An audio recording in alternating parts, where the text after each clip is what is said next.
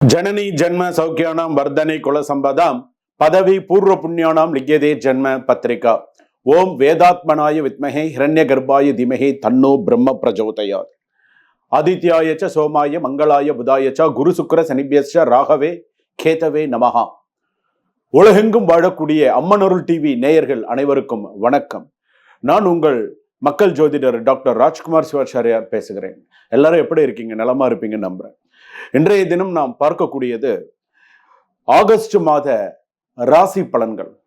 சுவாமி, இந்த மாதிரி நம்ம மாதத்துக்கு ஒரு ராசி பலன்கள், வாரத்துக்கு இந்த மாதிரியான ராசி பலன்கள், வருட ராசி பலன்கள், இந்த மாதிரி எல்லாம் இதெல்லாம் நமக்கு எந்த அளவுக்கு நமக்கு சக்சஸ்ஃபுல்லா இருக்கும் அப்படின்னு பொதுவாகவே நம்மளுடைய ராசி பலன் அப்படின்னு எடுத்துக்கும் போது எதை வைத்து நம்மளுடைய அந்த ராசி பலன் அப்படிங்கிறது நம்ம சொல்றோம்னு கிரக அமைப்புகளை வைத்து இந்த ஆகஸ்ட் மாத ராசி பலன்கள் எப்படி இருக்குன்றத சொல்றோம். இதுல பாத்தீங்க அப்படின்னு சொன்னா இந்த ஆகஸ்ட் மாசத்துல எடுத்தோம்னா ஆகஸ்ட் 17 வரைக்கும் ஆடி மாதமா இருக்கும். அதற்கப்புறம் ஆவணி மாசம் பிறந்தோம். இப்ப இதுல பாத்தீங்க அப்படின்னு சொன்னா மேஷம் ரிஷபத்துல கிரகங்கள் கிடையாது, மிதுனத்துல புதன், அதே போல சூரியன் பாத்தீங்கன்னா கடகத்துல சூரியன் குரு, அடுத்ததாக சிம்மத்துல சுக்கிரன் கேது, அடுத்ததாக கும்பத்துல ராகு, அடுத்தது மீனத்துல சனி இருக்க.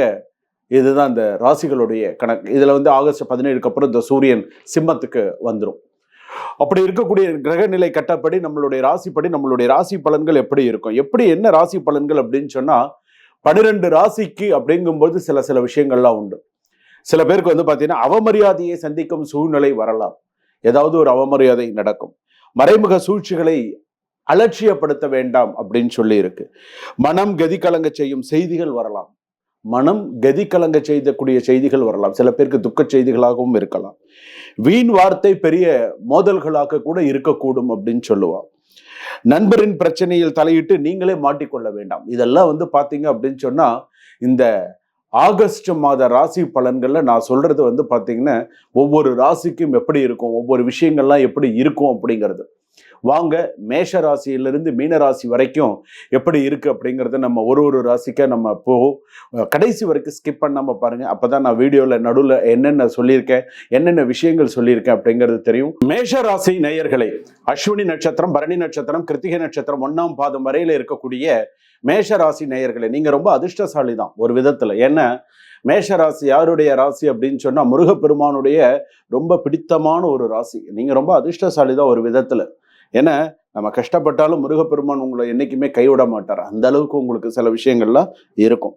இருந்தாலுமே நம்மளுடைய கிரக நிலைகள், நம்மளுடைய கோச்சார ரீதியாக நமக்கு இருக்கக்கூடிய கிரக நிலைகள் நமக்கு எந்த அளவுக்கு இருக்கும், எப்படி எல்லாம் இருக்கும் அப்படிங்கிற சில விஷயங்கள் உண்டு. இதுல நான் முதல் விஷயம் நான் சொல்றேன். இந்த குடும்பத்துல அப்படின்னு எடுத்துக்கும் பொழுது வீண் வார்த்தை, வீட்டில் சண்டை மோதல், சின்ன சின்ன விஷயங்கள் ஏற்படும். ஆகஸ்ட் மாசத்துல சற்று கவனமாக இருப்பது நல்லது. பேசும்பொழுது கூட நிதானித்து பேச வேண்டும். கணவன் மனைவிக்குள்ள பேசும்பொழுது கூட நிதானித்து பேச வேண்டும் அப்படின்னு சொல்லியிருக்கு. பழைய குடும்ப பிரச்சனையை மீண்டும் பேசினால் கதிகலங்க செய்யும் அப்படின்னு சொல்லியிருக்கு. ஏதாவது தேவையில்லாத ஒரு பிரச்சனை உள்ள தேவையில்லாத ஒரு சில மிஸ் அண்டர்ஸ்டாண்டிங்ஸ் எல்லாம் இருக்கிறதுக்கான வாய்ப்பு இருக்கு. 3வது நபரின் பேச்சை கேட்டு நீங்க உங்களுடைய உறவுகளை கெடுத்துக் கொள்ளக்கூடாது அப்படின்னு சொல்லியிருக்கு. கணவன் மனைவி அப்படின்னு எடுத்துக்கும் போது இந்த விஷயங்கள்லாம் இருக்கு அப்படின்னு சொன்னா ரிலேஷன்ஷிப் பொறுத்தளவுக்கு ஓரளவுக்கு சில விஷயங்கள் நமக்கு சரியா போயிட்டு இருக்கும். இப்பெல்லாம் ரிலேஷன்ஷிப்ல இருக்கிறதெல்லாம் அதிகமா இருக்கு. இப்பெல்லாம் சில இடத்துல ரிலேஷன்ஷிப்ல மிஸ் அண்டர்ஸ்டாண்டிங்ஸ் எல்லாம் வரும்னு சொல்றோம் இல்லையா. மேஷராசி பொறுத்தளவுக்கு இந்த ரிலேஷன்ஷிப்ல நார்மலா இருக்கும்.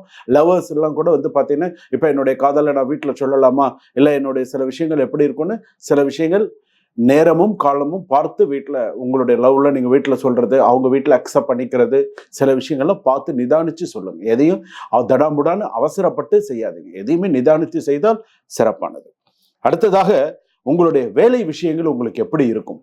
வேலை விஷயம் அப்படின்னு எடுத்துக்கும் போது அலுவலகத்துல நீங்கள் பேச்சை தவறாக புரிந்து கொண்டு அவமரியாதை ஏற்படும் சூழ்நிலை ஏற்படலாம். உங்க பேச்சை தவறா புரிஞ்சுண்டு அதன் மூலமாக அவமரியாதை ஏற்படக்கூடிய சூழ்நிலை வரலாம். வேலை விஷயத்துல கவனமா இருக்கணும்.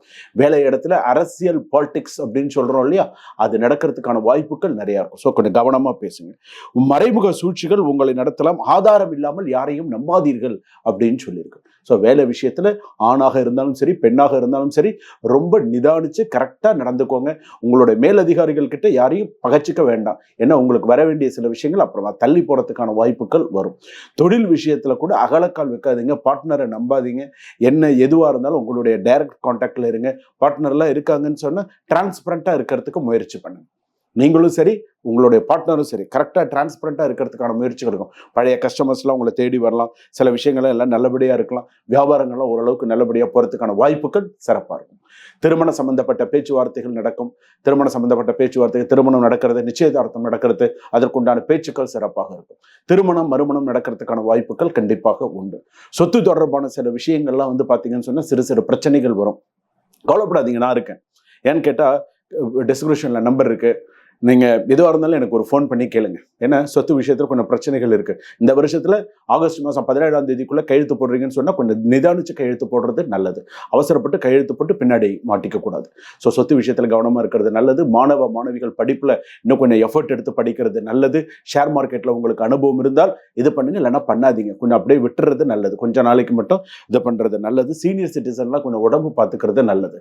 சீனியர் சிட்டிசன்ஸ்லாம் கொஞ்சம் உடல்நிலை பாதிக்கப்பட்டவர்கள், அவங்களாம் கொஞ்சம் மருத்துவ செலவுகள் கொஞ்சம் அதிகரிக்கும், கொஞ்சம் பார்த்துக்கிறது நல்லது. கலைத்துறையில் இருப்பவர்களுக்கு ஓரளவுக்கு நிறைய நல்ல விஷயங்களை கூடி வரதுக்கான வாய்ப்புகள் இருக்கு. அதே போல கடை வச்சிருக்கிறவங்க, சிறு குறு வியாபாரிகளுக்கெல்லாம் ஓரளவுக்கு நல்ல சக்சஸ்ஃபுல்லாக வரதுக்கான வாய்ப்புகள் இருக்கு.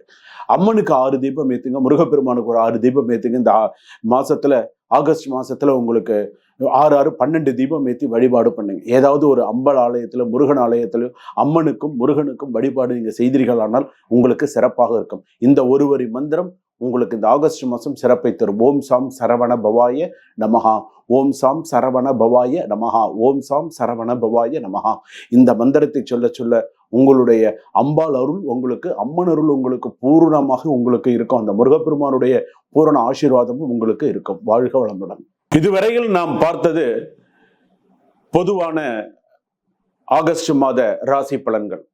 இதுல என்ன ஒரு விசேஷம்னா, சொன்ன ராசி பலன் அத்தனையுமே சில பேருக்கு அவங்கவுங்களுடைய வாழ்க்கையில நடந்த மாதிரியே இருக்கும். சுவாமி, நீங்க சொன்ன சில விஷயங்கள் என் வாழ்க்கையில் அப்படியே நடந்த மாதிரி இருக்கு.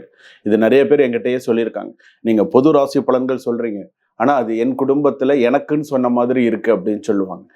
இருந்தாலும் உங்களுடைய சுய ஜாதகத்தை ஒரு முறை கீழே டிஸ்கிரிப்ஷன்ல நம்பர் இருக்கு. உங்க சுய ஜாதகத்தை ஒரு முறை பார்த்து உங்களுடைய ராசிக்கு எப்படி இருக்கு, இப்ப நேரம் எப்படி இருக்கு, இனிமேல் எப்படி இருக்கும் அப்படிங்கிறத நீங்க தெரிஞ்சுக்கலாம். ஜாதகம் பார்த்துக்கலாம், ஒரு பெயர் ராசி தெரிஞ்சுக்கலாம், ஒரு நியூமராலஜி தெரிஞ்சுக்கலாம், ஒரு அதே போல் வந்து பார்த்தீங்கன்னா ராசி கற்கள் உங்களை பற்றி தெரிஞ்சுக்கலாம், வாஸ்து தெரிஞ்சுக்கலாம், பிரஷ்னம் பார்த்துக்கலாம். ஸோ இந்த இதில் நீங்கள் நிறையா தெரிஞ்சுக்கலாம். டிஸ்கிரிப்ஷனில் நம்பர் இருக்குது. உங்களுக்கு ஏதேனும் சந்தேகங்கள் இருந்தால் டிஸ்கிரிப்ஷனில் நம்பர் இருக்குது. நீங்கள் ஃபோன் பண்ணி கேளுங்க.